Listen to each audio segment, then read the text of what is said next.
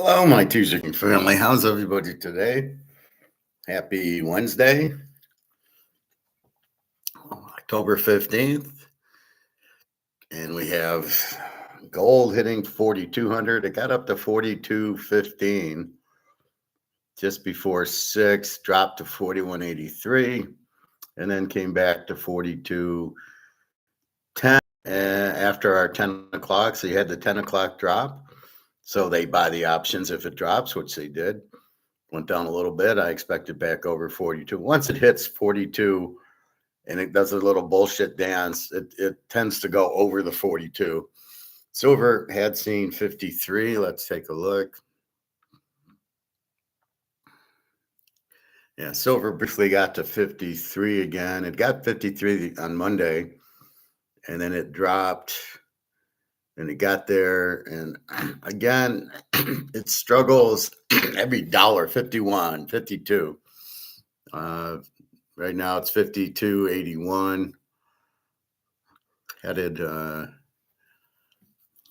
again, we're 41.99. So we're it just keeps going. It's 4,200.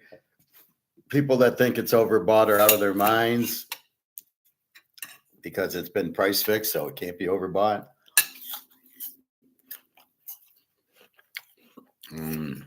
People that profit take are out of their minds. This has barely started to go. Why it only goes 100 a day, I don't know. And why silver is only going up 85 cents versus $85, I don't understand. But this is just starting because there's no other option. You can't be in dollars. You can't be in paper in any country in the world, including China and Russia. You must be in gold. There's only out or you will be broke. It's as simple as that. But people don't understand. How can they print the dollar to death? How can that happen? Oh my God, that can't happen. Yeah, well, it's happening. And yes, it can happen. And it is happening.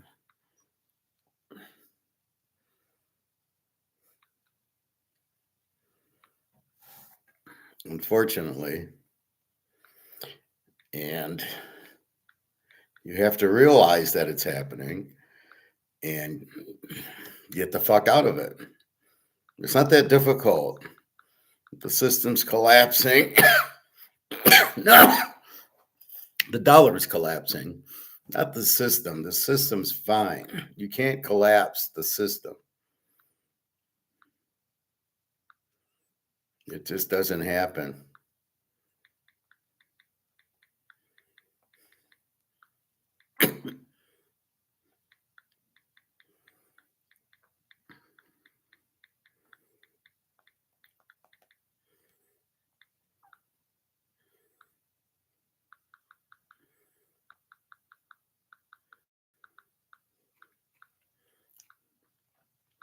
Anyway, so as I explained the system to you, it's Say's law. It's you've got to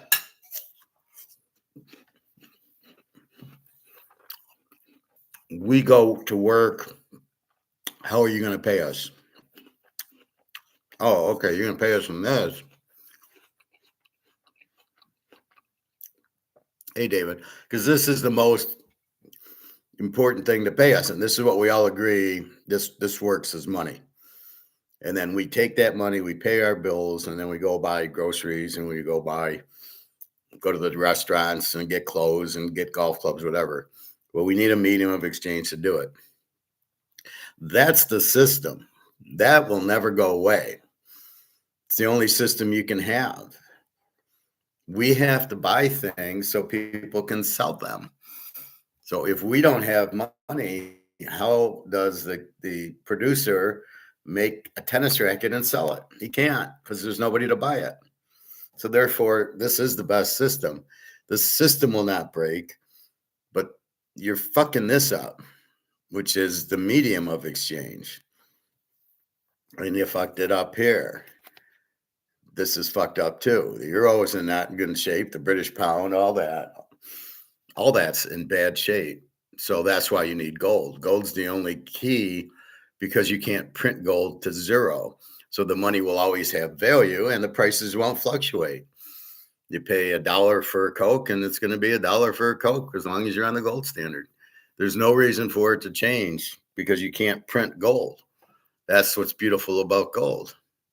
But we want to go to war and we want to steal and we can't be on the gold standard because if we're on the gold standard, we can't do that because there has to be enough of this. You should be able to go to the bank and get gold. So you can't have more dollars than gold.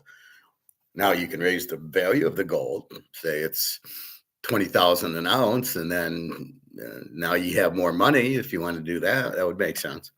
So that's really the key to it. And what they're doing is messing the money up. So we need new medium of exchange backed by gold or silver. But the system itself is fine. There was no collapse in the system. The collapse is in the dollar. So what do? We get off the Titanic and we get onto the lifeboat, which is gold and silver. This being the Titanic, this being the Titanic, all of these being the Titanic. They're all sinking. They're all going underwater. And so we go onto the lifeboat, gold and silver, and we're fine. The system will still work. We'll still be able to go to the grocery store. I mean, I love well, you're going to take gold to the grocery store. Okay, what are you going to take? You're going to take the dollar that's not worth anything to the grocery store? You're going to take the dollar that's not worth anything to the barbecue to get dinner? I don't think so. If they still take dollars, that's one thing. What happens when they stop taking dollars? You'll be taking gold and silver to the restaurants because they'll recognize it as money and they need to get paid because they bought all their meat and they're cooking all their meat. So they need to sell it. They need something of value to do it. So that's all that happens. That's why the system cannot be broken. It's a great system. Adam Smith, Say's Law is what it's called. The system can't be broken. It's just the median is what's broken. You've killed the money because you got a bunch of fucking idiots in charge of it who don't know what they're doing. Just like in Russia, Ukraine. Why is there a war there? Who is it benefiting? What are you stopping? Why is there a war? Nothing makes sense. There's no reason for the war. It's just stupidity. So anyway, the more gold and silver you get, the more on the lifeboat you are, then you survive. This is a game this is the only way to win the game, to buy gold and silver, not to be in stocks and ETFs and all this crap that's based in dollars, because that'll go out. 4202, 5275. Happy day. We just keep going and going and going with gold. Then it'll get into the 4250s and then it'll go to 43. And realize if you have 100 ounces of gold, it went from 4,100 to 4,200, you made 10,000. So in the last 2 weeks, it's gone from, let's say, 3,700 to 42. It's gone up 500. You made $50,000 if you have 100 ounces of gold. That's the beauty of it. And you don't realize it. Because you're just sitting there with 100 ounces of gold. That's it. You're just sitting there with the ounces. It says $50 on it. So you're not really recognizing that. You know the value of the gold's going up. And you just go to the gold store if you want to, but you don't want to profit take. You don't want to sell it unless there's an expense you need to pay right away. A credit card, a mortgage, you going on vacation, a wedding or something, then you need the money. Then, yeah, go cash in 1 or 2 ounces for that. but you don't want to cash it in for gold to just for paper to sit in the bank or to sit anywhere. You don't want to do that. Hey, Nick, good morning. Well, it's like I said, if you have 100 ounces, you've made $50,000 in a week.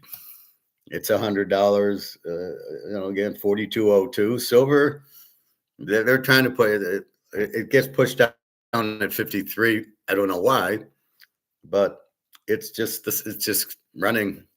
Gold will just keep going. And again, this isn't worth anything, so I don't want to hear anybody profit taking.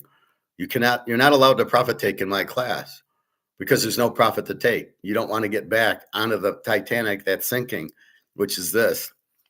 Just stay in your goal. If you want to go on a vacation or you want to buy or you got to pay a mortgage or something, then sell one coin, get $4,200, take that to pay off whatever. But you don't want to be selling 20 ounces of gold and getting monopoly money. And then what are you going to do with it? And don't tell me put it in the stocks or Bitcoin. Then that's ridiculous. Nick, only profit take if you need the money. Ring house, etc. Well, that's what I'm saying. You only profit take. You don't really profit take it. You exchange it for something only because they're not going to take gold for it at this point. They will eventually. You'll buy a house with gold. But at this point, yeah, if you had a ring around, well, the house I wouldn't recommend buying now. You're going to wait till the market crashes. And really, the market isn't crashing. In Austrian economic terms, what's happening is the buyers, here's the buyers. The housing market got up to here. And then the buyers kind of went down because things are more expensive and they have less money to pay for a house and higher interest rates. But here's the people with the houses. So they're trying to sell it. There's nobody home. Everybody's down here. So the market really doesn't crash. It corrects to where the buyers are. And because everything's more expensive and the dollar's not worth anything and the interest rates are up, you've lowered the buyer down to here, but the house is still here. The house is 500,000. There's no buyers there. So they got to come down to 2. And that's what I am kind of saying. If you want to buy a house, let the market adjust to where the housing adjusts to where the market is. And then as gold goes up, as the house goes to zero because it's in dollars, so the dollar will collapse. The house everything in dollars collapses to zero. Now it gets repriced in gold at a much different price. And then you'll be able to buy the house. Like I tell Luke, with 2-3 ounces of gold, I'll buy you the house because the gold will be worth 40, 50,000 an ounce. The house will be worth 100, 150,000, not 500. It'll come way down. And that'll be it. You won't have a mortgage. You'll walk in, 2-3 ounces of gold. There it is. And you'll buy the house with it. The full house, no mortgage. That's what will happen. That's why you don't want to profit take right now. A ring, maybe. They're probably not as overvalued. Earrings, jewelry. I could see going into the gold store and trading an ounce of gold for a nice diamond ring, something like that. So yeah, but don't profit take to, I just made, like I said, if you have 100 ounces, you just made 50 grand. If you just made 50 grand, I don't want to see you profit taking it. What are you going to do with the 50 grand? It's back in on the Titanic. It's sinking. You don't want to come back onto this boat. You've gotten off the boat into the lifeboat. Stay in the lifeboat. That's why I don't want you to profit take. Then it'd be stupid. Then you'd have to go buy gold again. Well, you already bought it. Only here you'd have to buy it much higher, and there's much less of it out there available. So you're not profit taking. If you have a bill, if you want to go on a vacation, sell an ounce. Okay, that's fine. But keep in mind, it's, as you can see, it just keeps going higher and higher. 3,700, 39, 40, 41, 42. And by Friday, it might be 4,500. And it's unlimited demand. It's the whole world realizing the dollars are worthless. Keep in mind, as people see this price go up, not many, but some will ask why. And if you go to your financial advisor, he'll keep you in stocks because that's where they make commission. However, you just go to a normal person who's got a brain like me, I'll say buy the gold. That's why gold's going up, because the dollar's worthless. And so you go buy gold as the safe haven, as the lifeboat, gold and silver. And that's why it's going up. Now, will most people be able to understand that gold's 4,200? That's the key. Do you understand gold's 4,200? What's happening? Why is it 4,200? It's safe haven. That's why. And it's the only thing with value. You've killed the dollar. It's basically the dollar's dead. So you get out of the dollar and buy gold. It's a Rumpelstiltskin out of dollars into gold.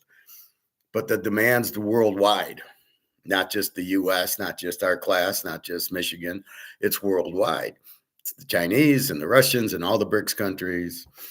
They understand it. Believe me, the Germans understand it after World War II. The Italians, I think, understand it. The Swiss for sure understand it. So all these countries, Poland, Czechoslovakia, they all get it. So they're all buying, ounces here and there. The people, the banks are buying tons, but it's getting harder and harder. And the reason they go after COMEX, because it's so cheap. COMEX, 4,200. Where are you going to buy 4,200? Nobody's selling in the real world $4,200 gold. So anyway. So that's the key to it. It's you're getting into a safe haven. You're as Egon says, you're protecting your wealth, which is what you're doing. Gold can only go up, and silver can only go up. But if you're in dollars, it's worthless. If you're in stocks, it's worthless. If you're in Bitcoin, it's worthless because you're still in dollars. So look at it as your house. If you have a $500,000 house, when the dollar goes out, it's worth zero. Your house has no value, but it gets revalued in gold. And that's what you would wait. So if you have a $500,000 house, it goes to zero. Don't panic. What's my house worth in gold? And then it'll get adjusted to the gold price. And, probably be 50,000. But 50,000 gold is a lot better than $500,000. So that's all that happens. The system doesn't break at all. All right.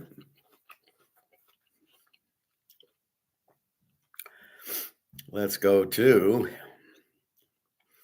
the NFL. It's quicker.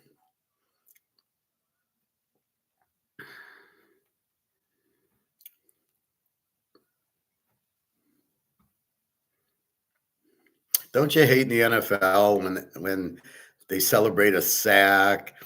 The guy celebrates a tackle, an interception, a catch, and they run into the end zone. Don't they look like a bunch of idiots? It really turns me off.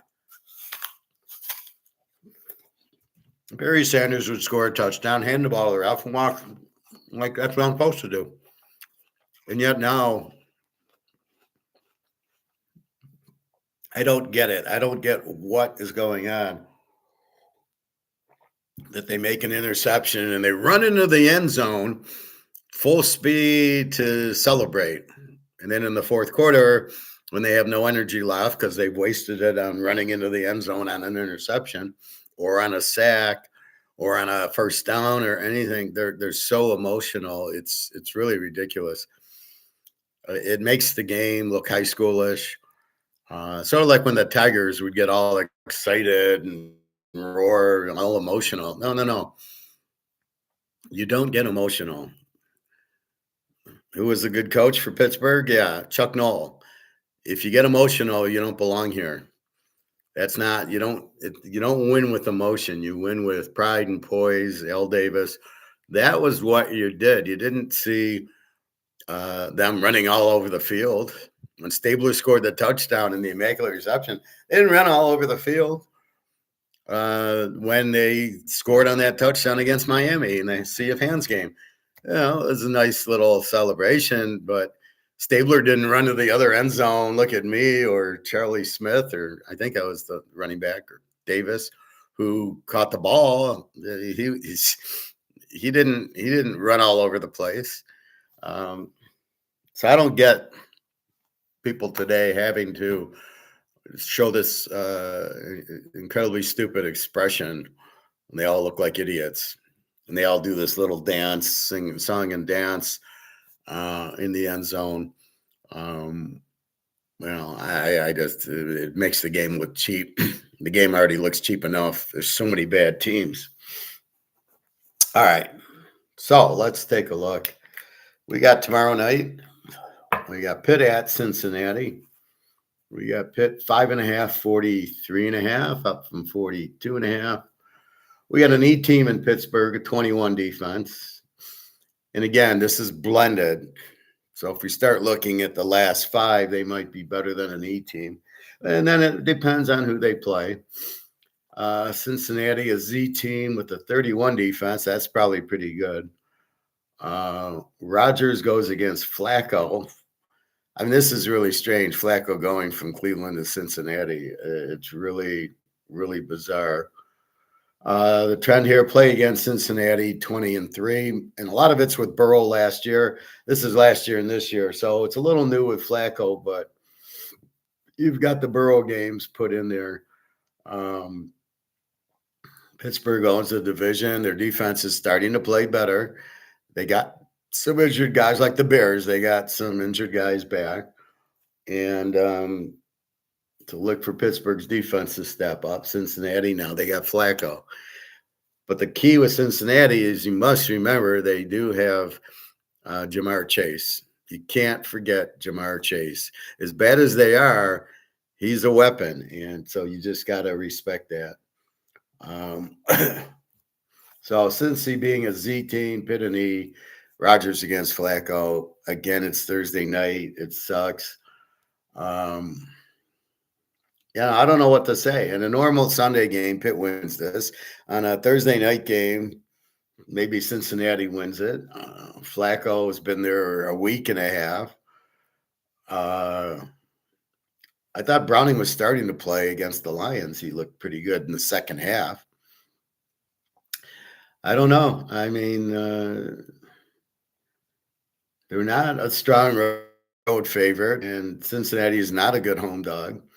Again, play against Cincy 20-3 is about all I got there.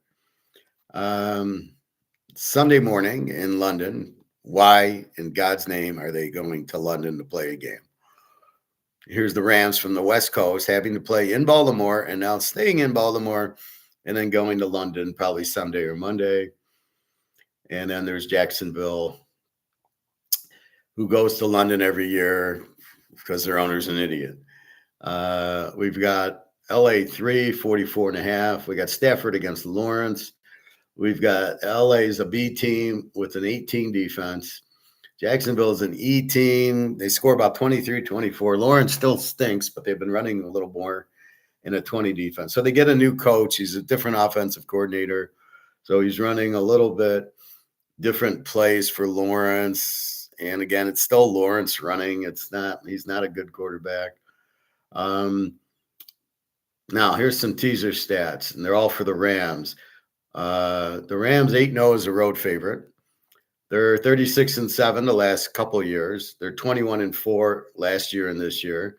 Play against Jacksonville as a road dog, 8-0. Jacksonville doesn't play well on the road. So everything's there for the Rams.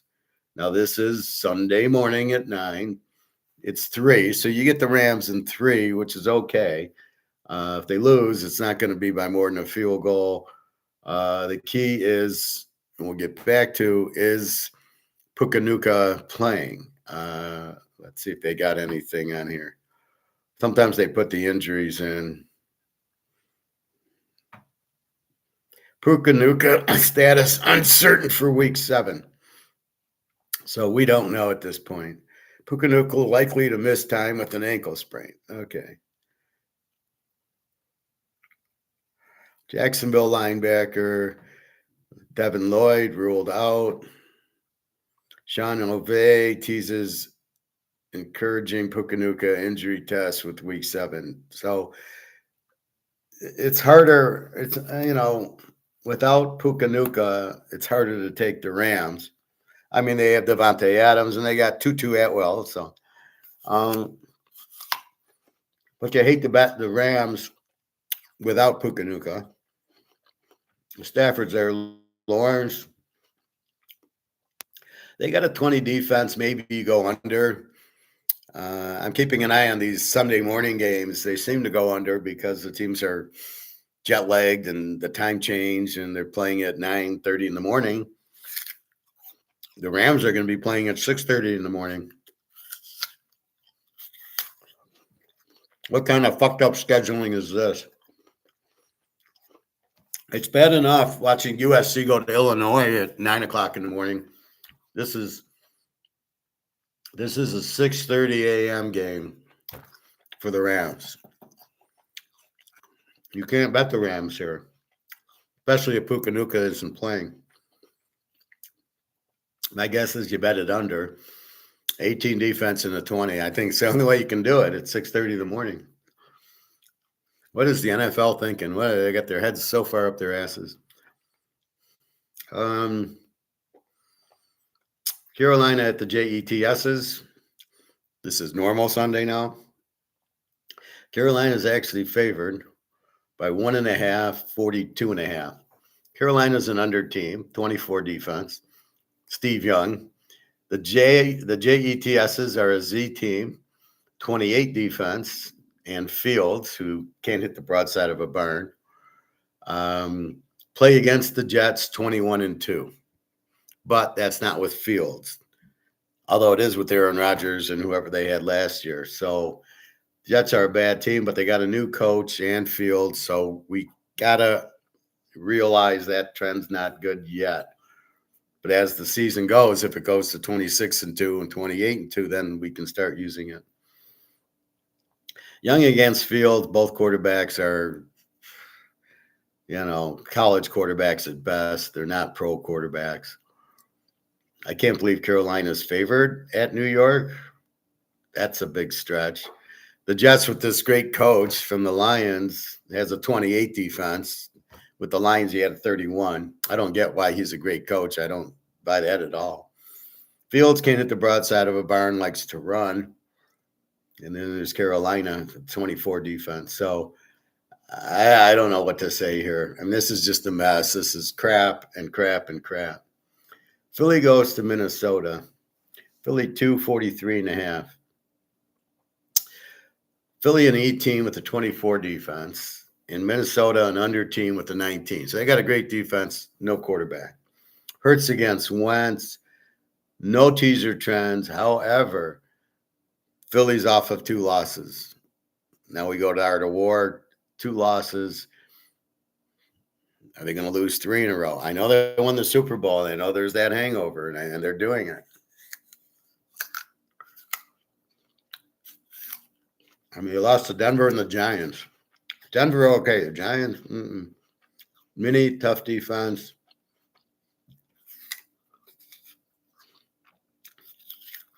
And Carson Wentz. Now, even if it's J.J. McCarthy, who's terrible,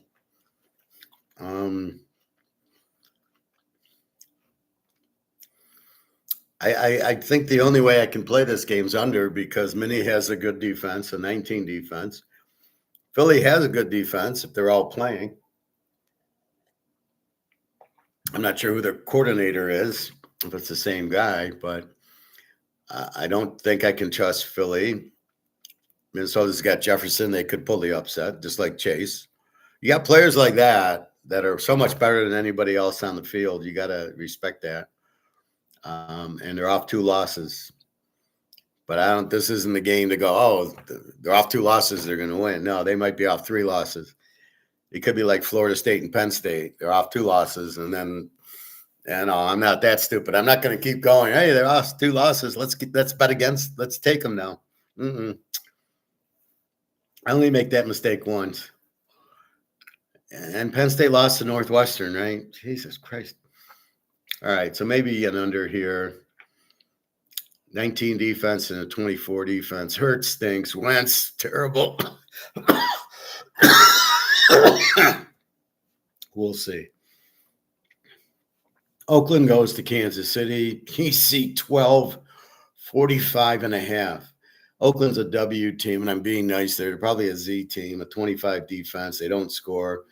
And Geno Smith. KC's a B team. It's played more like an A team the last few weeks.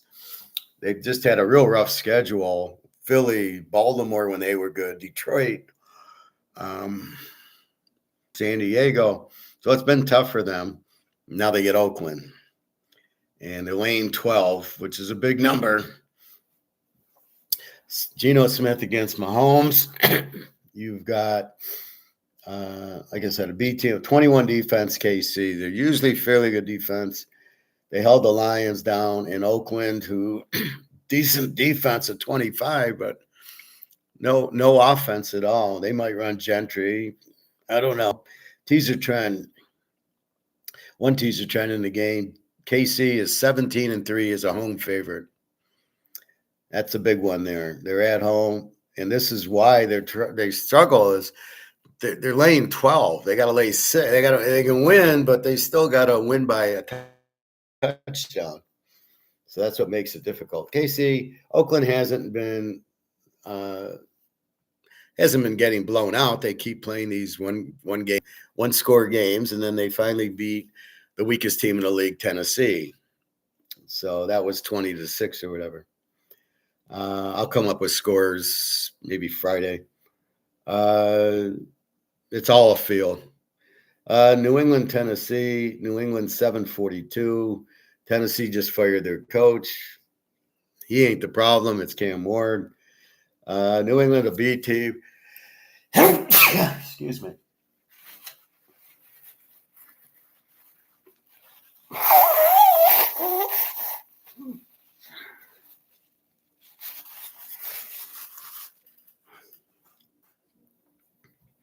New England, a B team with the 20 defense, and Drake May's playing pretty good. I watched the New Orleans game. He looked okay. He had some good and bad. He's getting better. Boutte, I like from LSU, is starting to get more in it for New England, wide receiver. Tennessee's just terrible. Z team, 27, and Cam Ward.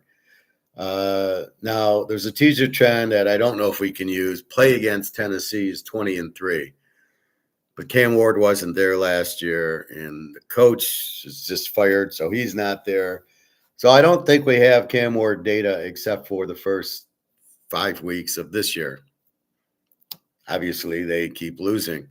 So I think we might have enough to just say take New England -1 if we think New England can go on the road and win and Tennessee's this bad. They have a new coach. How's that going to matter? I don't think it'll matter at all. They seem to have a pretty good defense. So under always enters into a Tennessee game or any game where there's a good defense and no quarterback and no offense. How are they going to score? That means it's going to stay under.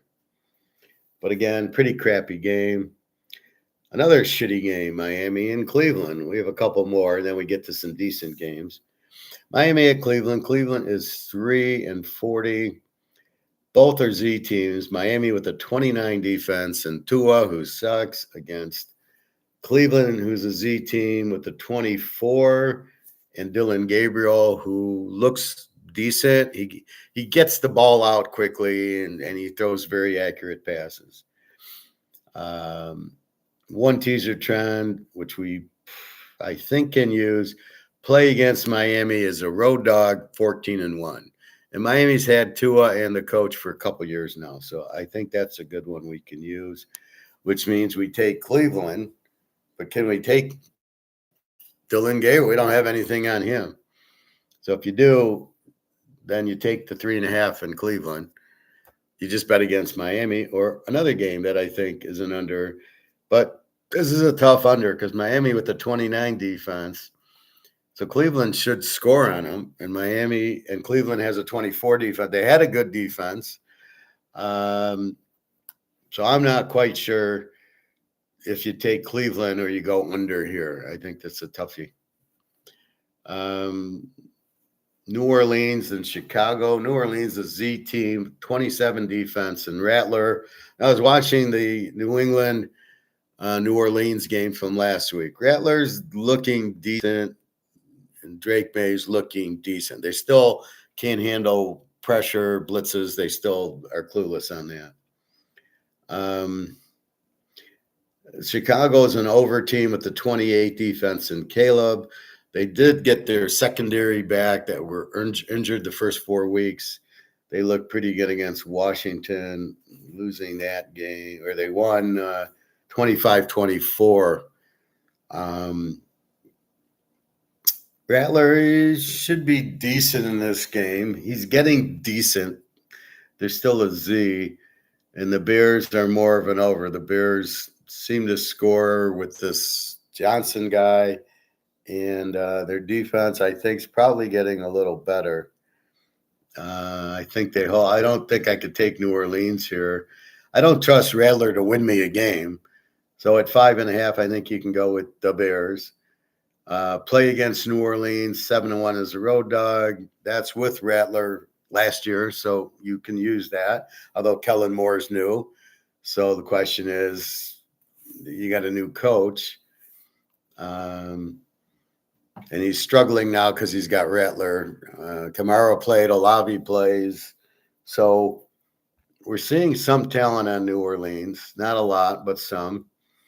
And the Bears, you got Caleb scrambling around for his life every play. I've never seen a guy so bad as him. The play calling's getting, it's like the Lion bullshit, running and then play action. That's what the Bears are doing with the Lions offense. Caleb, he's no Jared Goff, and Jared Goff sucks anyway. So I don't know. They'll get the play, maybe the Bears. Maybe it's an over. The Bears tend to be an over team, 28 defense, and New Orleans with the 27 defense. I think the Bears score for you 46. It's kind of a tough. I'm not getting that jump out, right? Where I go, oh, well, that's easy. Like the Washington Dallas game, I'm saying go over. That's your free pick. It jumps out at you. Yeah, this is going to be high scoring. I don't know what to do with Chicago, New Orleans, Miami, Cleveland. Some of these other, maybe Philly minis and under. All right, Indy and San Diego. San Diego 1.5, 48.5. That line hasn't moved. Indy right now is an A team with the 19 defense. Jones is doing it with mirrors. He's not. It's a little bit of running, a little bit of passing.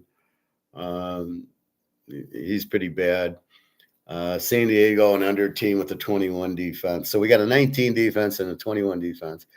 We got Herbert, who's very inconsistent. We have Indy 6-1 as a road dog and 7-0 if you play against as a road dog. So this would mean it's probably a close game, maybe a little San Diego. I don't have a San Diego trend. Usually you do, but not anymore. Not with Harbaugh there. They've had injuries to the tackles, San Diego.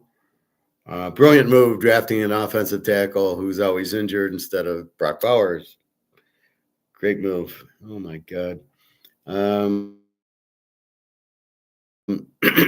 San Diego's an under team. They're not, even with Herbert, they're not scoring a lot. Indy is scoring more, but they've had a weak schedule. I don't think Indy's going to score much here, and I don't think San Diego. We'll see how good Indy is. I mean, a 19 defense. Let's see if they're really a 19 defense. So this would be a telling game for Indy. If we look at last week's game,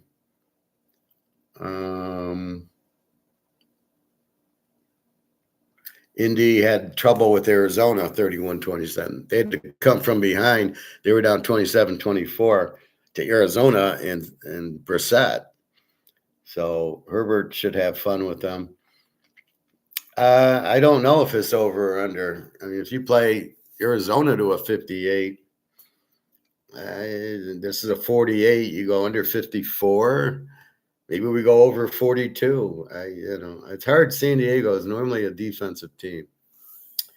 All right, the Giants in Denver. Denver 7-40, coming back from London. They did get the win.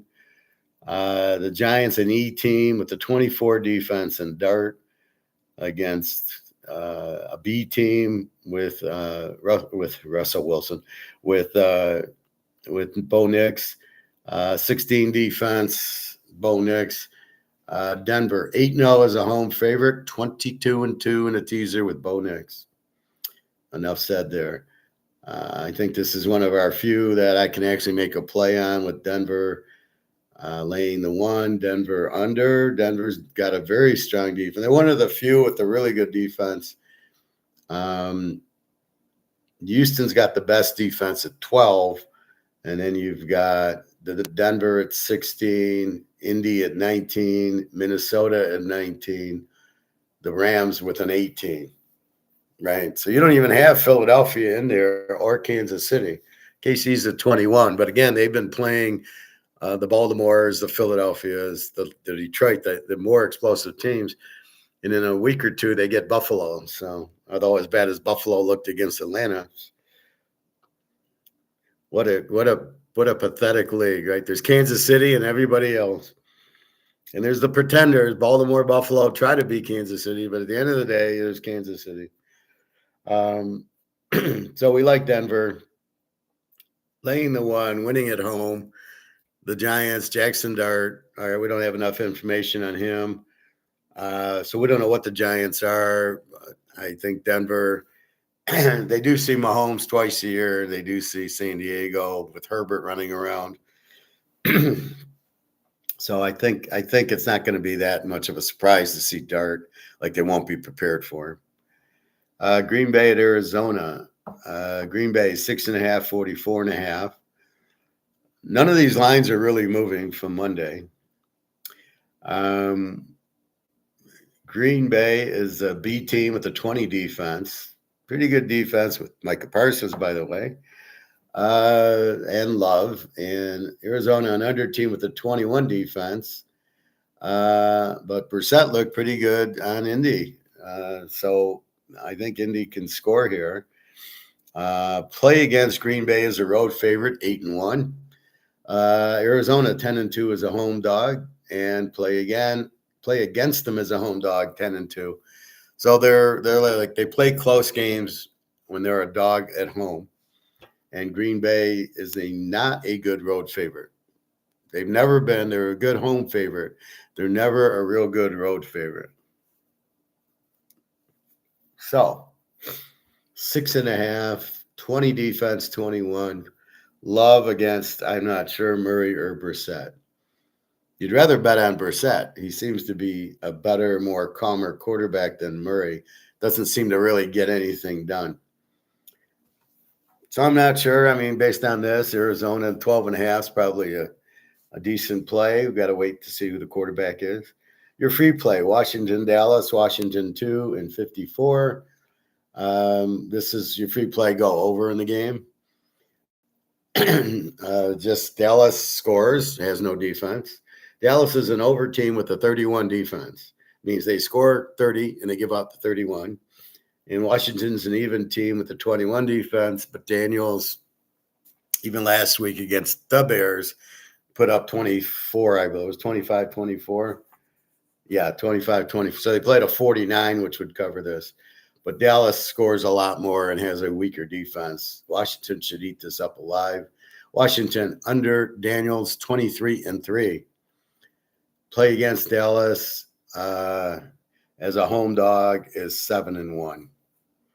So Dallas doesn't play well as a dog, especially at home. And Washington, I don't know what these new quarterbacks, Daniels, Penix, Nix, they're just incredible. They're, Daniels is 20 because he covered Monday. I had +2. And they lost by 1 at the end. I didn't care that they lost as long as I covered the 2. So they're off of a loss. This is a big rivalry all the way back to George Allen and Tom Landry. All right. So your free plays go over with the game. Atlanta at the Niners. The Niners 247.5. They're pretty banged up. We got an under team in Atlanta with 20 defense who just shut down Buffalo and Penix against San Francisco, who's an under team with a 21 defense, and I guess Mac Jones, who seems to be playing better with this offense. Seems like a lot of these changes, like Daniel Jones, Darnold, they all sucked, and then they went to a different offense, and they're playing better. So maybe they're not as bad as we think. We got to be open-minded to say, hey, Daniel Jones might not be bad. Darnold might not be bad. What happened? Now, we caught on to that pretty quick last year. We started betting Minnesota a lot. So I think Mac Jones is okay here. Atlanta just shut down. I think Atlanta's a live dog here, getting 9. Over under, probably an under. Again, Ward's out for the Niners. They've had some serious injuries. The one guy went to Denver, Greenlaw. He's still out. He hasn't played for Denver. So I don't know what these injuries are, but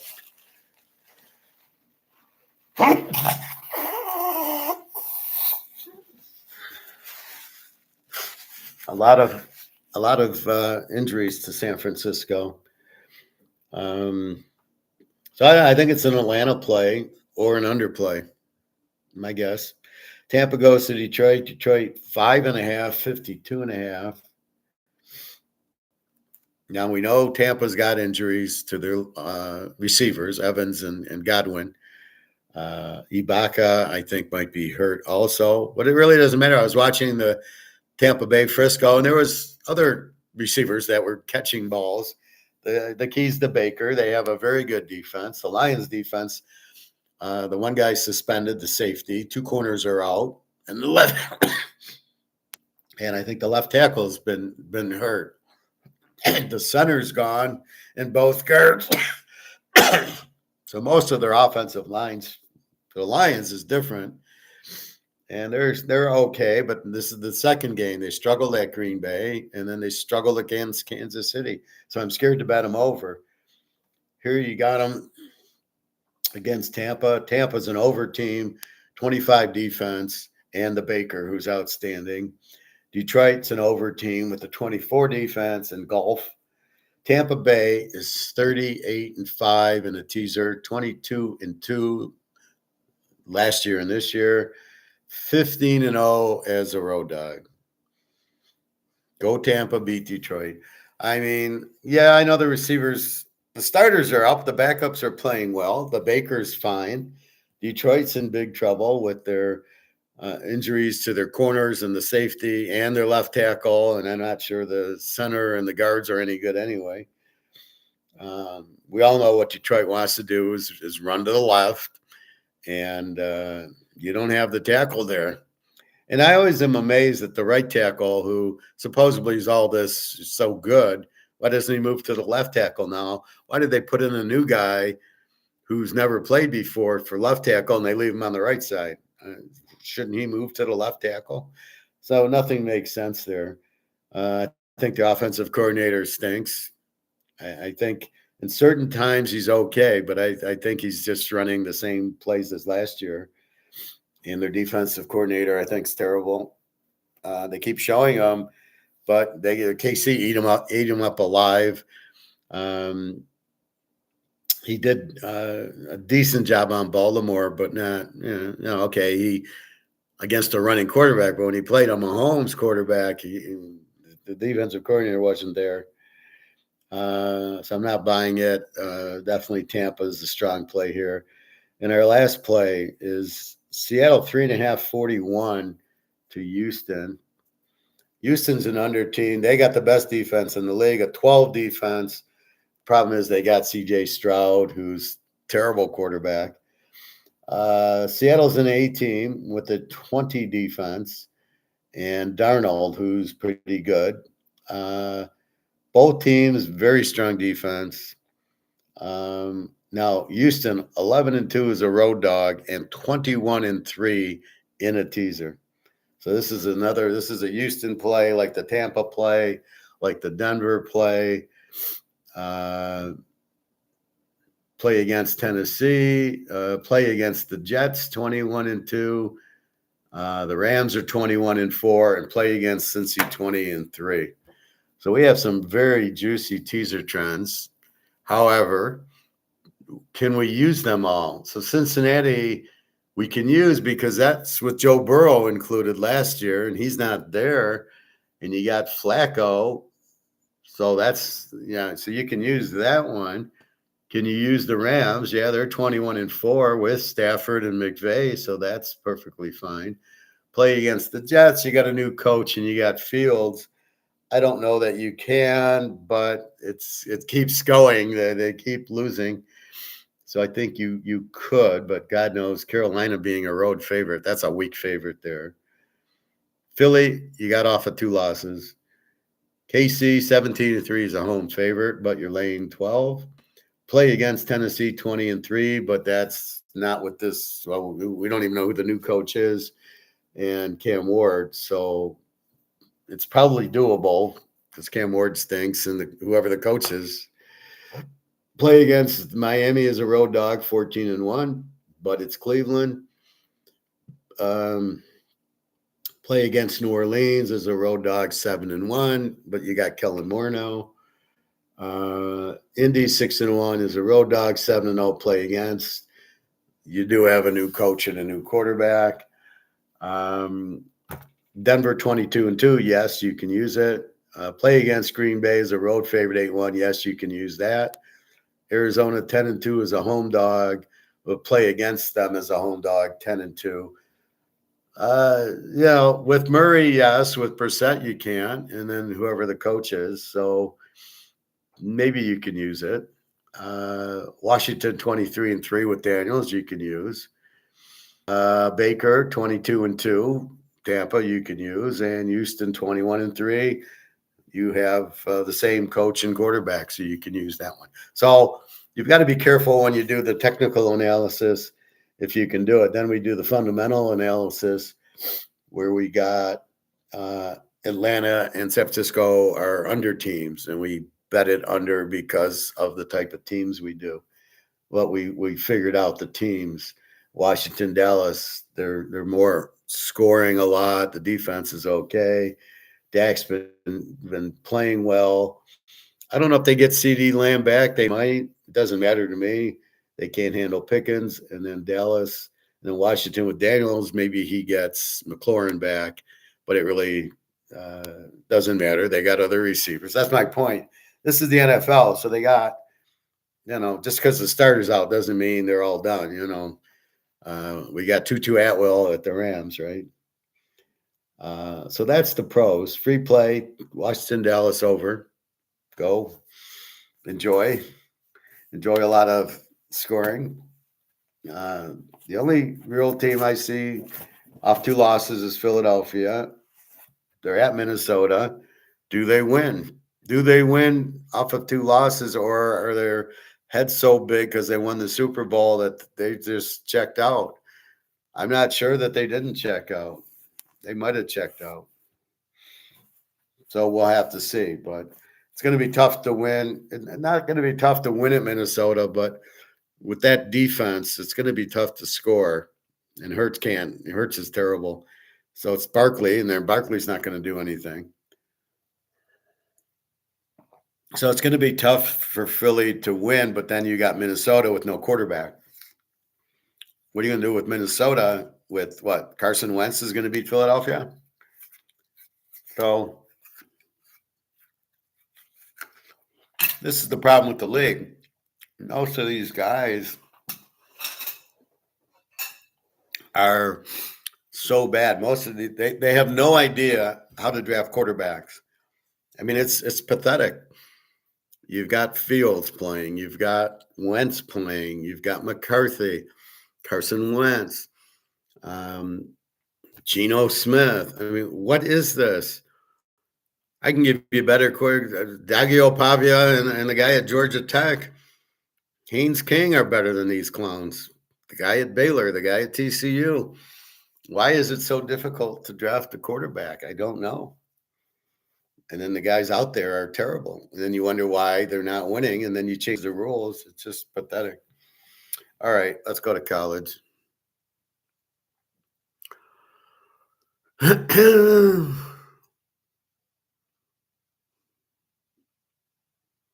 Let's see if there's any news.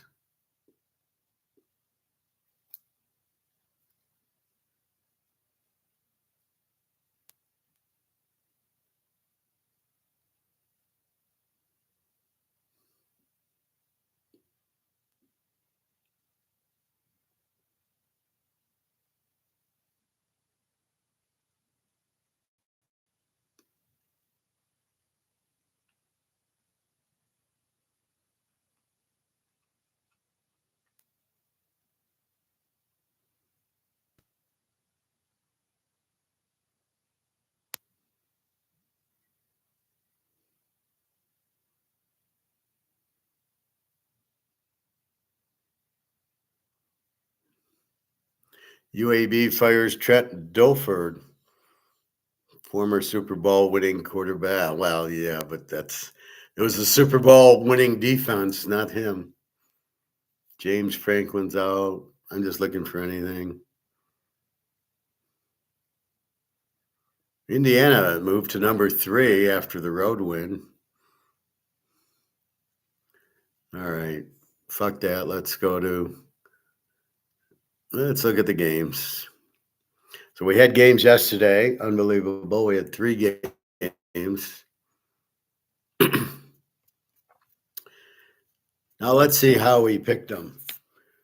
Liberty and New Mexico State were under teams. Total of 47. We said go under, and Liberty wins 30-27. So it would not have won. We didn't play any of these yesterday. And there you go, 30-27 with 2, decent defensive teams. South Alabama, Arkansas State wins 15-14. We like South Alabama's. Arkansas State was a W. Total of 59, a 15-14 game. Wow. No wonder Trent Dilford got put. No, I think he's at UAB. Same thing. So Arkansas State wins 15-14. That would have been a loser. Florida International wins 25-6 over Western Kentucky. What happened to Western Kentucky? Florida International, the W team with a 32 defense, and Western Kentucky with a good quarterback.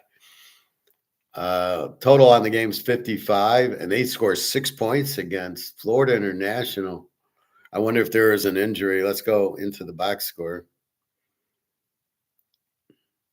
See, then you start going, how could they only score 6 with Western Kentucky?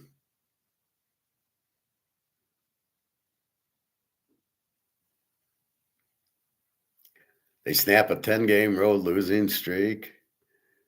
Let's see.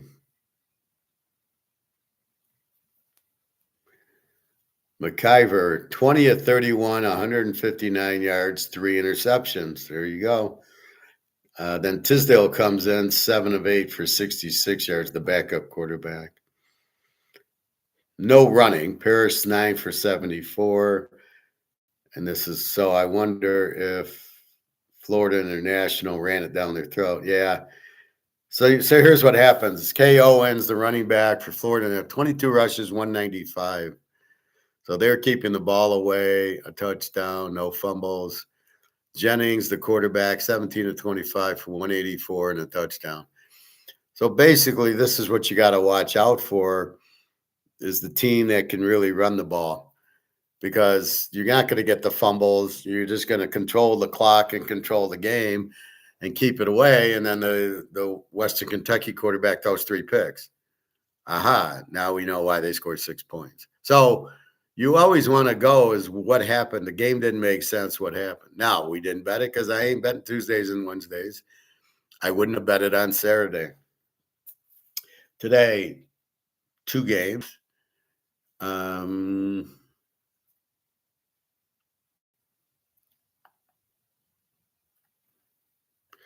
We have Delaware goes to Jacksonville State, and Delaware's laying 3, 57.5. Delaware's an over team. Jacksonville State's an over team. So the total of 57, you would go over. the logical outcome of what should happen with two over teams without great defense, 26 defense, and a pretty low total of 57. Then we got UTEP going to Sam Houston, the Bearcats with the K, UTEP 3 and 47.5. A road favorite. Sam Houston's a Z team. UTEP's a W, 25 defense. Sam Houston a 39 defense. So I don't know what I would do. I don't think I could play a W to win. Then it goes total. Maybe you go over. Hard to say because you got bad offenses. So the only play I think would be the over in the Delaware Jacksonville State at 57, but I don't touch it because it's a Wednesday and I don't want to bet on Wednesdays. It's exhausting enough watching Thursday and then maybe a little Friday and then your Saturday, Sunday, and Monday night. So it's too much. So you gotta just ignore. Especially Conference USA. I can't bet on these guys. All right, tomorrow, one game. Tulsa goes to East Carolina. East Carolina 17.5, 54.5. East Carolina is an A team with 15 defense. Tulsa's a W with the 26. No idea. Then we go to Friday. We got Louisville at Miami of Florida. Miami 13.5, 51.5. This is down from 53. They're both A teams, but I don't like Miller Moss, Louisville's quarterback. He sucked at USC. A 21 defense. Miami with a 13. I think Miami beats the shit out of them on a Friday night. Total wise, down to 51. Miami's been playing lower scoring games. Their defense is getting better. Trust that. Maybe an under. I don't know. I think Miami's the way to go there. And big Nebraska gets Minnesota. Nebraska 7.5, 46.5.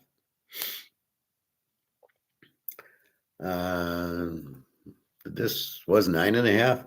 7.5, 46.5. I have no idea here. Probably an under. Nebraska 18 defense, Minnesota 21, and it's at Minnesota.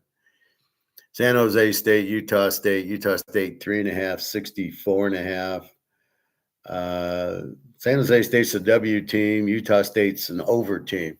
Hard to really bet this game over because I only have one player going over. The other one I don't. So I'm not sure here.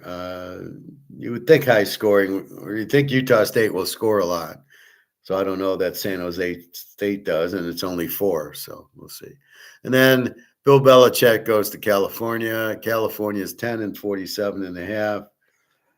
They're both under teams. I like the game under. Belichick doesn't score. No offense, maybe a decent defense. And Cal, 22 defense, and they're an under team also. And you got North Carolina going across the country. All right. Let's just look at big games on Saturday. We'll go through everything as we get closer to it. Baylor, TCU 3, 66.5, explosive. We'll check injuries. I think probably tonight we'll be able to see them. We've been having a hard time finding them. On covers.com, they're not really updating it. Then they give you 15 guys who are out, who are the bench players. TCU 3, 66.5. So, yeah, I mean, Baylor and over. They're both over teams. You probably Baylor, you just automatically go over. LSU goes to Vandy. Vandy 2.5, 48.5.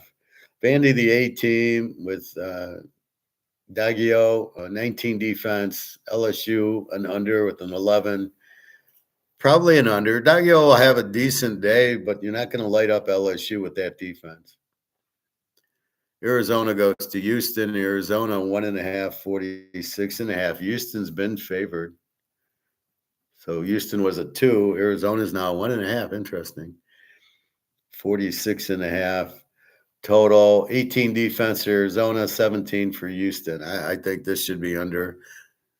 Let's see. Washington and Michigan. Michigan 5.5, 50.5. We've got. I gotta start highlighting some of my plays here so I can find them. All right, under there, under there, under there. All right. I think Washington, this game is at noon. Washington gets to play at 9 a.m. Jesus Christ. They did that earlier at Maryland and they played pretty well. Then they flew home. I think they had 2 games at home and now they're at Michigan. Somebody doesn't like them. Total on the game's 50. Do you go over or under on it? Washington can score. They'll hang in there, I believe. They're a pretty good team. Duke, 1.5, 61.5. We like Haynes King as a dog, just like Daggio as a dog anytime. Now, if Georgia Tech was a road favorite, I wouldn't like it as much. But as a dog, Georgia Tech's always going to be in the game. Duke's pretty explosive. They do score. They have a good offense, 25 defense. All right. Oklahoma, South Carolina. Oklahoma, 5.5, 44. I don't know if Mateer, did he play last week? I didn't watch the Texas game. I'm about to watch it. But if he's not playing, South Carolina, Oklahoma's a B team with a 9 defense, South Carolina an under with a 19. So let's see if they give us any hint on Mateer.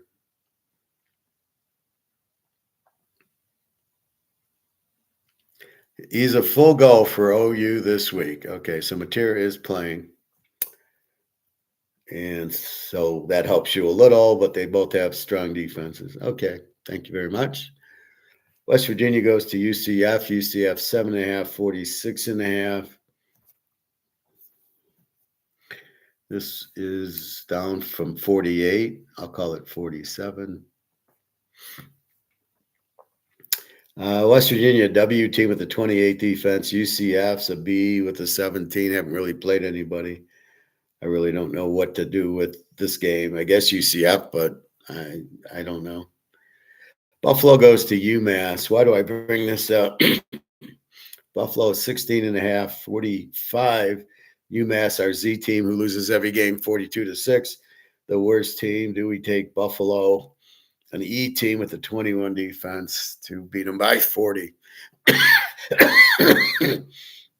We had Western Michigan go to UMass. Similar situation, lane 13, and they beat them by 30. So I like keeping my eye on UMass. Purdue, Northwestern. We got Northwestern 3.5, 46.5.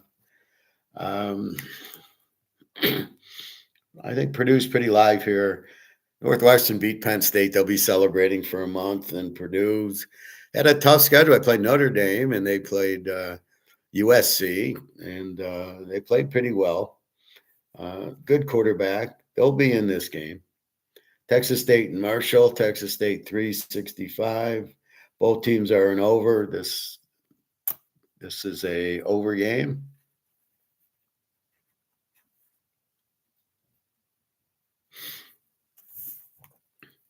We got Coastal Carolina, App State. We got App State 11, 50.5. That moved a little bit. Coastal Carolina's a W with the 26. App State's an E with the 25. What are you going to do? Vegas and Boise. Boise 11, 63.5.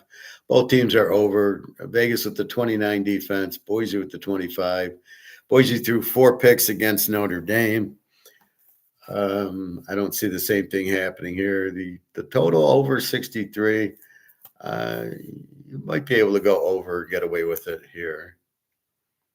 A&M and Arkansas. A&M 7 and 61.5. A&M's an A team with a 20 defense. Arkansas is an over team with a 30. They got killed by Notre Dame. A&M beat Notre Dame. A&M's a good team, 6-0. Arkansas, they're at home, so they're going to play better. It's a tough one. Trust A&M there. Yeah, Arkansas with the 30 defense, and we like A&M's quarterback. Let's see. Ohio State and Wisconsin. We've got Ohio State 25 and a total of 42. Wisconsin can't score, but they do have a 22 defense. Ohio State with the 6 defense. If there's a play to say Wisconsin gets shut out, they're going to get shut out. Michigan State, Indiana 27 and 52.5. Michigan State's an over team with a 31 defense, although they got killed by UCLA last week. Indy, an A team coming off of the win against Oregon. They've killed Illinois and they've killed Oregon. They are 6-0. They're a very good team. Everybody thought, oh, well, it's just because they got a lot of guys from last year who went on. Well, guess what? He got a lot of guys this year. He's just a great coach. He took James Madison to the high limits. Come on, he's a good coach. I don't know what happened to Michigan State's quarterback at the end of the game. It was third quarter, and I put the game on, and it's 35-7 or 38-7, and I got the backup quarterback in. So I'm wondering, did Michigan State give up, or what's going on? So I don't know what to do with this one. Maybe it's in Indiana. They're just going to run it down their throats, and they got a killer defense. So I think they do it. I don't think they'll be flat, even though they could be flat after beating Oregon. I don't think they will be at home. If it was at, someplace, then maybe. If it was at Michigan, well, they wouldn't be flat. Let's say they go to Purdue, they might be flat. Well, that's a rivalry for them. Forget about it. They won't be flat. SMU, Clemson 10 and 55.5. I think you got to like SMU in this game. What has Clemson done? Clemson is 3-3 with 3 bad losses. SMU is a good team. They're 4-2. I don't know. I just don't think Clemson's all that good. I think their quarterback had a good year last year, like the LSU, and he sucks this year. So he'll obviously be the number 1 pick in the draft. Idiots. SMU, pretty good team, an 18 defense and a 22. I don't know what to say on that. Clemson is really bad, but they're still 10-point favorites. I don't know. UTSA, North Texas, the over of the day. Well, actually not. Oh, no, they are. The over of the day, 26 defense, 27 defense. Their lane, 67. Go over on this game. UTSA's dynamite, North Texas, both averaging over 40 points a game, and the defense is 26-27. Ole Miss and Georgia. Both A teams. Georgia 754.5. Ole Miss has a running quarterback I don't love. They got a 19 defense. Georgia with the 17. Played Alabama good, 24-21, which should have been 24-24, of course. Their defense is getting better.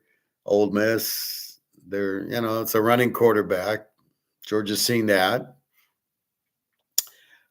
Georgia just has a lot of speed on it. I think this is a tease the dog game, and I think it's go under with Georgia. I think it's a high total, 55. Considering the Alabama game was 24-21, I think that's what we're headed for here. Memphis and UAB. Memphis an A team with a 16 defense. UAB just fired the coach who sucked. Trent Dilford. Memphis 21.5, 63.5. UAB's got a 41 defense. Oh my God. So I think Memphis is good with the new coach and the over possibly. Texas Tech, Arizona State. Let's see if they tell us if Sam Leavitt's playing. This is down to 9.5. And 51 tells me Leavitt will be playing.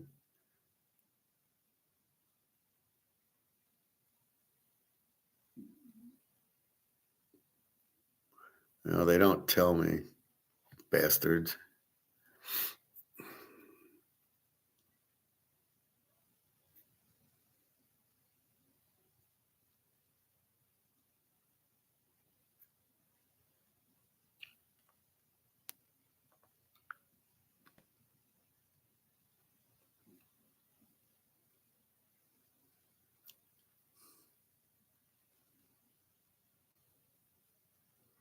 No, I can't find it here. They're not saying. I don't know how bad his injury was. I know he didn't play last week, Levitt. If he's out, you go with Texas Tech, but it looks like he's playing because the line went to Arizona State and the total went up. So I would think he is playing. It's a tough game. Texas Tech, very good team. They're ranked seventh. That's bullshit. They're number 2 or 3. I think it's Ohio State, and then I think Utah's up there. I think Texas Tech's up there, and USC, Washington, they're up there too. Alabama, I think you can make up there. So 9.5. It's at Arizona State. The way Texas Tech's playing, they'll kill them in a 51 total. So we got to check the quarterback. Old Mississippi State and Florida. Florida 9.5, 51.5. Up from 8.5. Old Mississippi State, they're both pretty good defenses. Old Mississippi State's actually an A team, and they both have 19 defenses. So should be a low. Florida not really playing a lot of high scoring games. Oregon and Rutgers. Oregon 17, 60.5. Oregon an A team off of a loss. Yeah, and this is a 6:30 game, so they can play it. A 60 total. Rutgers an over team with 27 defense. Oregon should score, but we don't really love Oregon's quarterback. He's starting to revert like he's at UCLA. So I don't know. They're going to light it up. Rutgers has lighted up a ball. So I don't know. Kind of a hard one there, but you got Oregon off of a loss. Washington State and Virginia. You've got Virginia Lane, 1756. West Virginia's a W team, 28 defense, has to travel east. Virginia with the great quarterback. It's a 6:30 game, so it's not too bad. 3:30 for Washington State. Washington State, the W with the 28 defense. So Virginia scores a lot, 23 defense. Washington State doesn't have a good quarterback. All right, let's see. Texas and Kentucky. Texas 12.5, 42.5. Down from 44. Texas is a B team with no offense, no quarterback. They have an 11 defense. Kentucky's an E team with a 27 defense. Kentucky doesn't have their normal, they normally are a 15 to 20 defense. This year it's 27. So that kind of prevents me from going under in the game, maybe. But I know Kentucky's not going to score on them. They're going to get shut out. I know Arch Manning cannot put up 20 points, more or less 50 points. So maybe it's an under 50 based on Kentucky with no offense and their defense is no. Well, let's take a look. Kentucky's 27 defense. What happened? Who the hell did they play that their defense is this bad? So Georgia put up 35 on them and South Carolina put up 35 on them. Ole Miss put up 30 on them. So when they're playing SEC, they're giving up. They lost 13-35, 14-35 to South Carolina and Georgia. Here you got Texas, so that's going to be a similar game. Texas, all right, puts up 23 on Oklahoma, which is good. 21 on Florida, and that's all they play. Then that's high school. Sam Houston State, okay. And and the Ohio State game 14-7. So in the bigger games, Texas isn't scoring. You can't score on them, although Florida's got up 29. So Kentucky just is a bad defensive team, which keeps me from possibly the under. Maybe it takes me to Texas. I'm not sure yet. this is where the feel comes in, right? So point statistic wise, the 27 from Kentucky's defense keeps me from going under. Then do I take Texas -6 now with Arch Manning? And so that leads me to feel, and my gut instincts then will take over, and I kind of feel if the game's worth it or not. UCLA 352.5 to Maryland. Um, UCLA's playing from a different planet now. All their stats are bullshit. They put up 42 on Penn State when they were undefeated, or no, when they just lost to Oregon, and then um, they killed Michigan State at Michigan State. Here they're at home for Mary. Mary's got a decent quarterback who scores a little. They're a B team with a 16 defense. UCLA, we don't know what they are at this point. It's totally switched. They got this great offense now with Neuheisel's kid, who looks like he put a bowl on his head and cut it. So UCLA at home, and they're hot. Look, keep your eye on UCLA. Penn State goes to Iowa. Iowa 339.5. The total went up. Penn State's coach is gone. Probably one of the coordinators will coach it. They were a B team with an 18 defense, but it was getting worse. Iowa, a B team with a 13 defense. Penn State lost to Northwestern at home off of 2 losses in a row, 22-21. Are you fucking kidding me? Iowa, decent, 13 defense. Yeah, what else is new?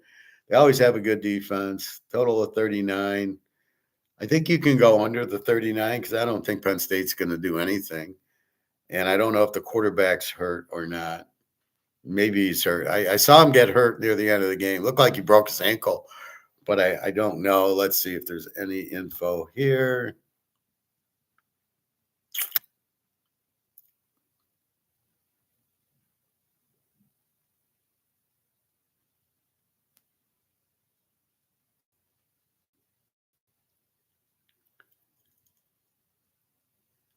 Well, I guess they have the backup. Iowa football respectful of Penn State's backup quarterback, Ethan Junkmeyer. So it is the backup. So Penn State quarterback is out. Not that he was any good anyway. Iowa. So I think you go under in the game. Iowa doesn't score anyway. Penn State. Where did their defense go? They held Oregon. It was to 17, and then it went to overtime. All right.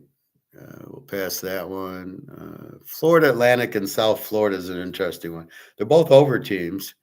It's 21. South Florida 21 and 73. It's a big number, bigger than I usually like to play. Florida Atlantic scoring machine with the 33 defense. South Florida on over with the 24 defense. South Florida's been putting up big numbers when they aren't playing Miami and Florida. And here's Florida Atlantic. How many teams are there in Florida? Florida State, Florida, Miami, South Florida, UCF, Florida Atlantic, Florida International. Boatload. I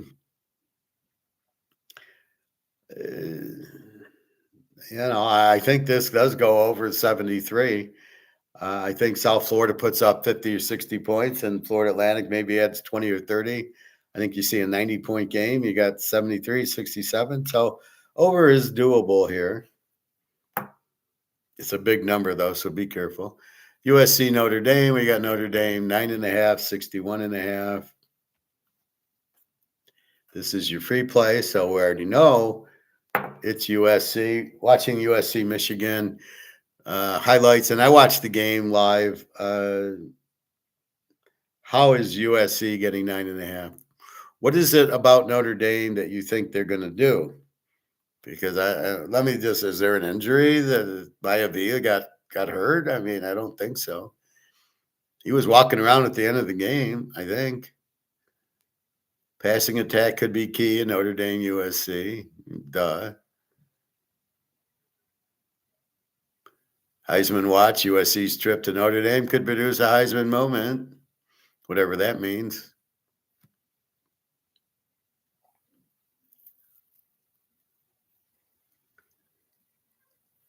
Oh, Notre Dame turns to sophomore Joe Otting to take over at center. I thought over center. So who cares if the center's there? All right. So as far as I know, there's no injury. I got to love USC. 15.5. They're going to win the game. This is crazy. This is the gut instinct in me taking over going, I don't need any stats or analysts. I watched them beat Michigan and I watched them in other games and I watched Notre Dame give up 100 points to Texas A&M and Miami. And I'm like, okay, USC is going to win. Oh, I'm getting 9.5. And in my world, it's 15.5. This is gut instinct taking over. And this is just, thank you. Nice bet, probably 3. I mean, I'm not making, there's too much in college to make a line like I do in the pros. Maybe 3. That's it. Tennessee goes to fucking Bama. And it's 58 total. And Alabama 8.5. Joey Aguilar, Tennessee's an over team with the 29. Alabama's an 18 with the 17.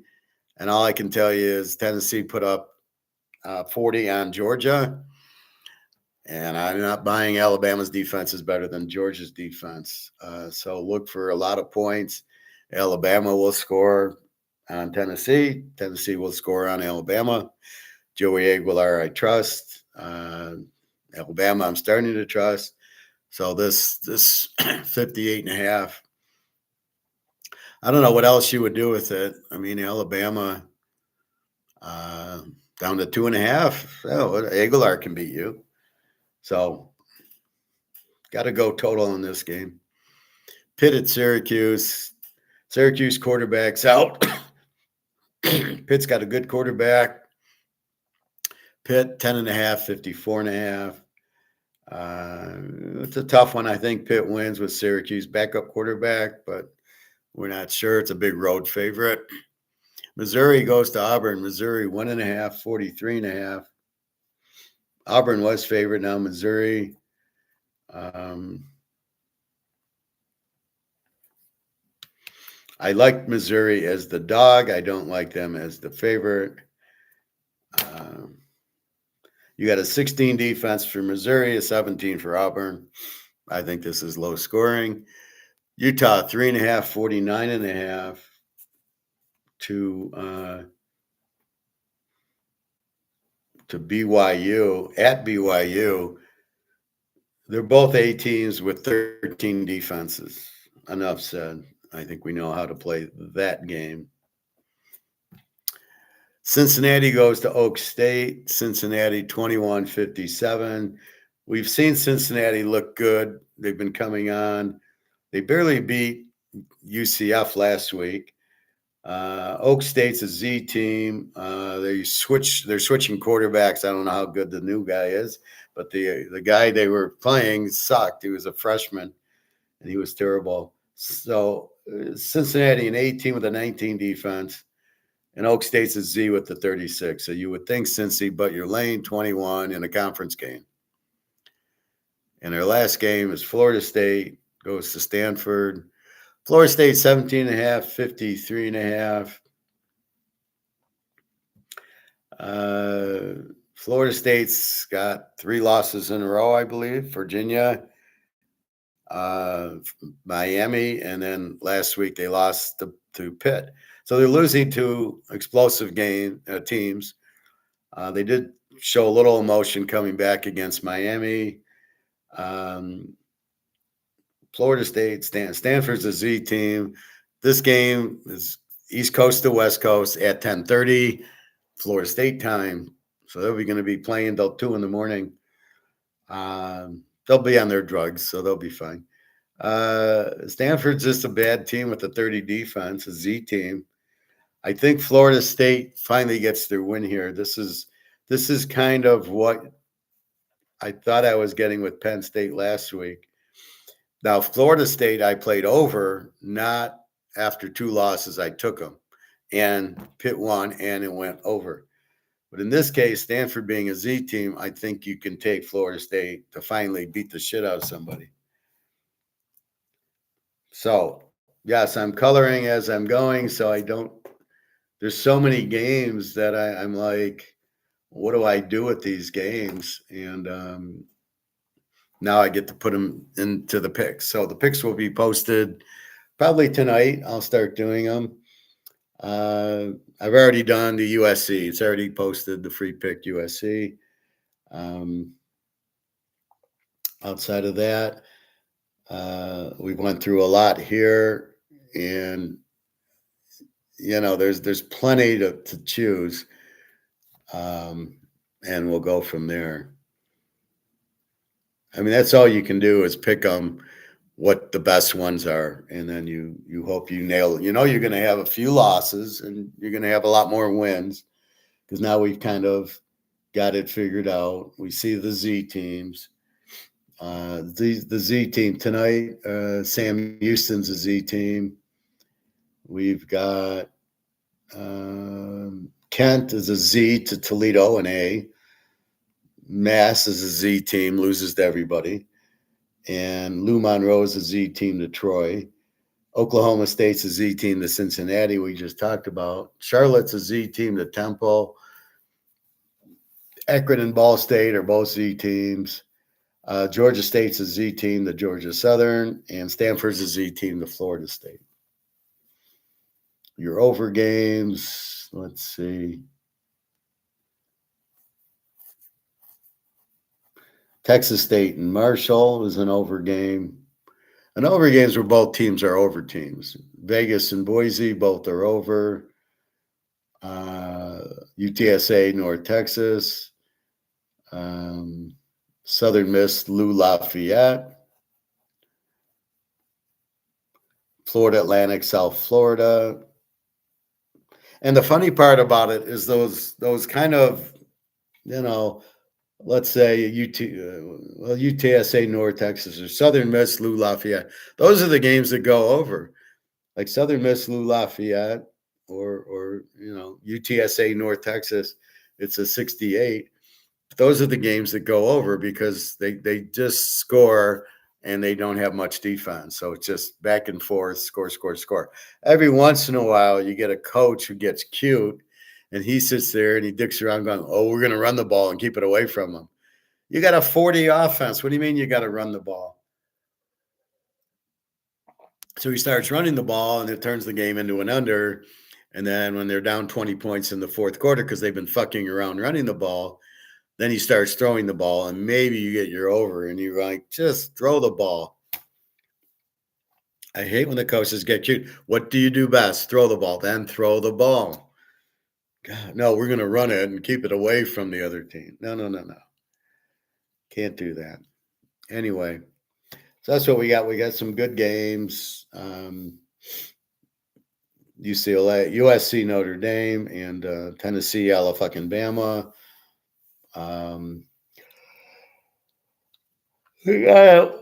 We know we think Arizona State's quarterback plays. Now they did play some big game. They did beat Baylor and TCU, Arizona State. Last week they didn't have a quarterback, but Texas Tech has a killer runner and a 12 defense, and it's going to be tough for Arizona State to win, but I guess the quarterback is playing as the line's going down. Penn State quarterback we know is out. The Syracuse quarterback we know is out. And we just don't know about Sam Leavitt at Arizona State. And Cam Rising's still out at Utah. So that's college for you.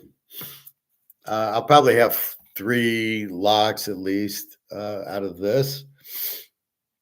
A lot of games I really like. The team or the total, those are gut instincts. When I start gut instincting is when I get really, really strong. Sort of like dino DNA in Jurassic Park. It's just you got that gut instinct, and you just start feeling it, going, "Yep, that like USC Notre Dame's a field play." I looked at this. I looked at the spread. It took me 2 seconds to go, and at the time it was 10 and a half, and I posted it Sunday night. And I emailed the people so they can still get it at 9.5. And I said, bet it now. I mean, it's Sunday night. I don't care. Bet it now. You're getting 10.5. You're getting 16.5 with USC. I think they could beat half these pro teams.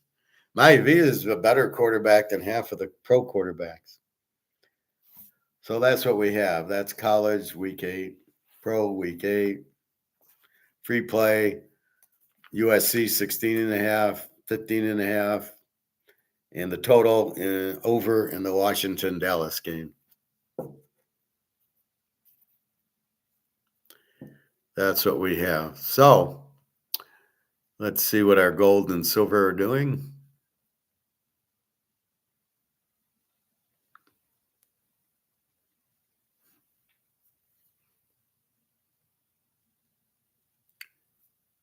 I gotta update it.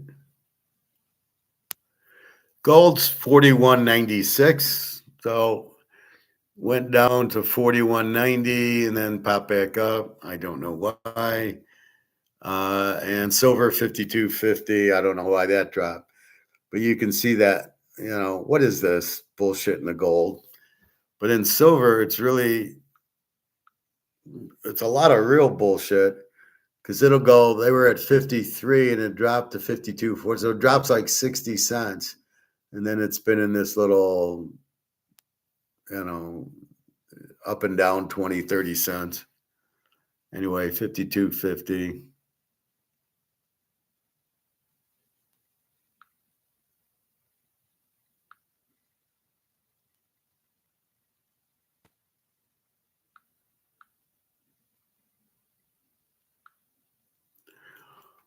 So we'll get back to 42 with gold. Don't worry.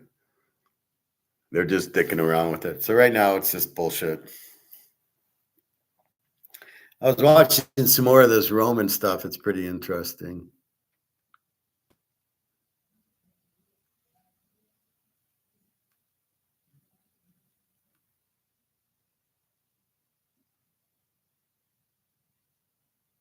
See, I hate these type of programs. What they don't want you to know about the silver rally. Who doesn't want who to know about it? We're not listening to anybody.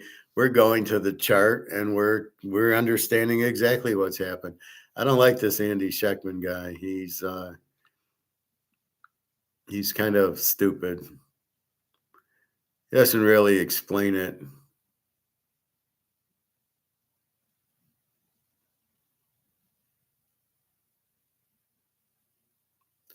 All right, how were Roman bridges made?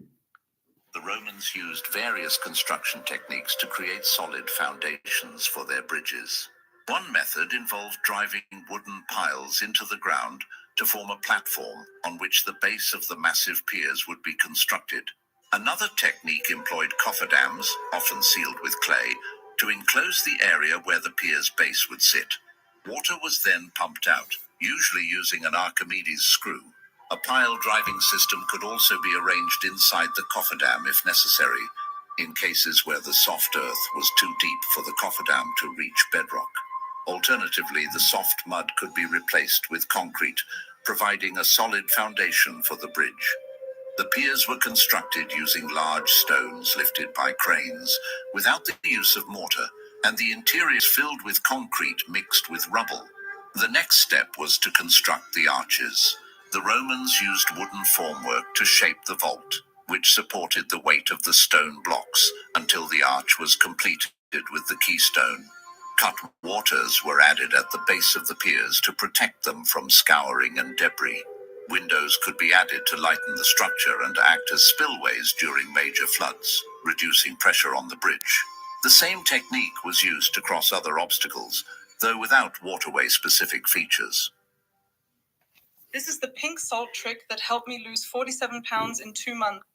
Isn't that cool what the Romans did? I mean, this is 2,000 years ago, and they're coming up with this stuff to build a bridge or to have sewage and fresh water. And it's just phenomenal how they could even think about that 2,000 years ago. Just amazing. That's why they're the Romans.